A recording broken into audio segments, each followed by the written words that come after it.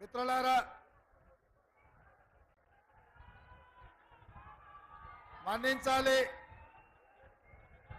దాదాపుగా 5-6 గంటలు ఆలస్యమైంది. వాస్తవంగా మీ దగ్గరికి సరైన సమయంలోనే రావాల్సి ఉండే, కానీ మన అభిమాన నాయకుడు శ్రీ రాహుల్ గాంధీ గారు రాయ్బరేలీ నుంచి ఎన్నికల పోటీలో నిలబడుతున్నాడని అర్ధరాత్రి సమాచారం రావడంతో ఉదయమే హడావిడిగా రాయ్బరేలీకి వెళ్ళి అక్కడ రాహుల్ గాంధీ గారి నామినేషన్ కార్యక్రమంలో పాల్గొని అక్కడి నుంచి మళ్ళీ బయలుదేరి హైదరాబాద్కు వచ్చి